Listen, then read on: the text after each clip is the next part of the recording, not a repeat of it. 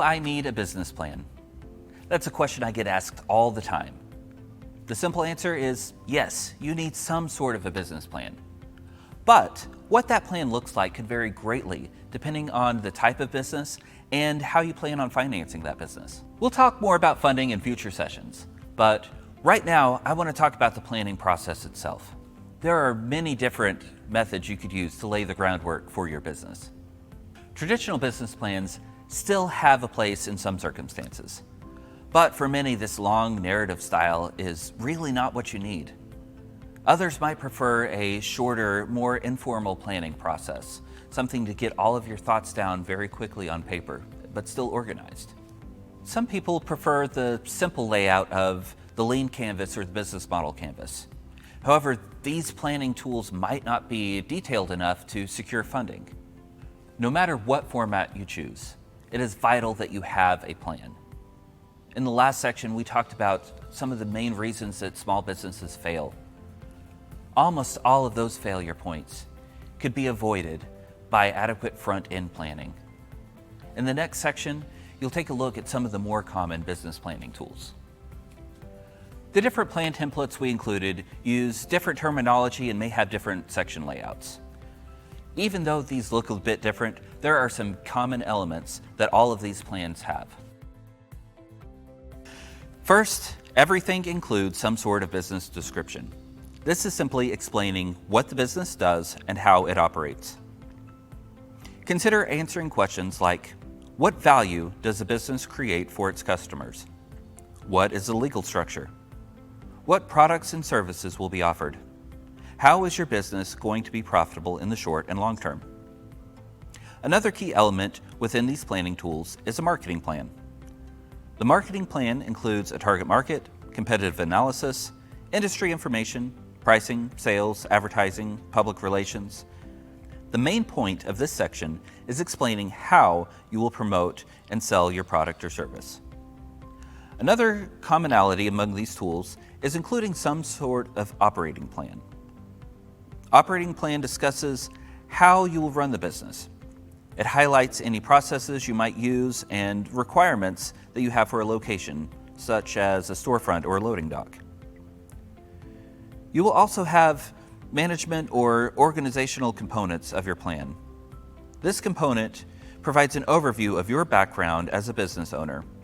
It covers your weaknesses and how you will compensate for them. This section will talk about your management team and their strengths and weaknesses. You would also include the different positions necessary for the business to operate. Any planning format you choose should include a financial component, which is possibly the most important piece of the planning process. This component will help you understand your startup costs.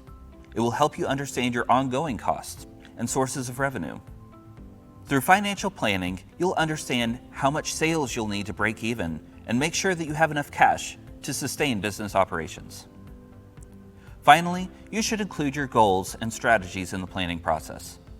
Basically, document what you want to achieve, when you want to achieve it by, and how you're going to do it.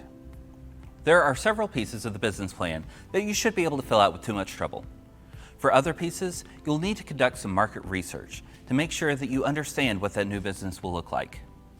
Market research lets you answer questions such as, who will use my product or service? Where are those customers located? How large is my potential customer base? Who are my competitors? What are the industry trends? Are there barriers to entry in this industry? The first and possibly the most difficult of these questions to answer is, who is your target market? Your target market is the group of people who are most likely to purchase your product or service.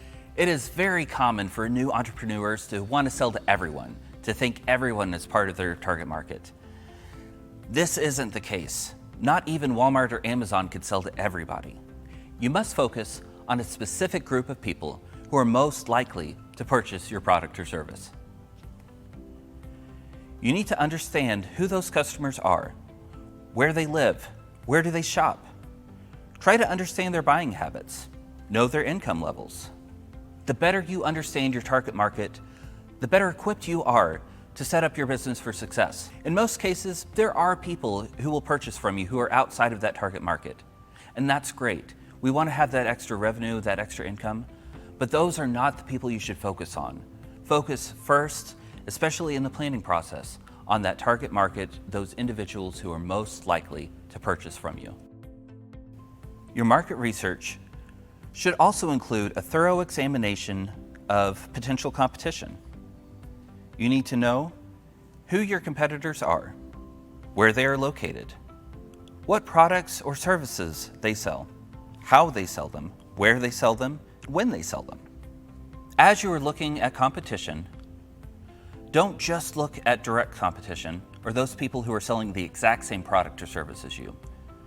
You have to also look at indirect competition, which are businesses that sell a product or service that may be different but fill the same market need. For example, let's say you're opening a business selling sandwiches. The sandwich shop down the street is your direct competitor. But you also have to think of the taco stand across the street, and maybe think of the pizza joint a couple blocks away. All of those are filling the same lunch need. While you're at it, you might also consider the grocery store where people can go and purchase all the components they need to make their own sandwiches. Any of these could be competing for those same lunch dollars. Your market research will also look at the industry as a whole. Specifically, you are looking at industry trends to measure overall strength and determine if there's growth potential. You are also looking for seasonality to help you plan future cash flow. If in your research you see the industry is declining, stop and ask yourself how you will be successful while others are exiting. If you find a highly saturated market with highly ingrained competitors, stop and ask if you have a strong enough unique selling proposition or value proposition to take market share. If your desired industry has a great deal of seasonality, determine if your business will be able to sustain in the months with low or no revenue. Market research can be difficult and time-consuming. The business plan in general. When given enough attention, ask specific questions that might require some outside assistance.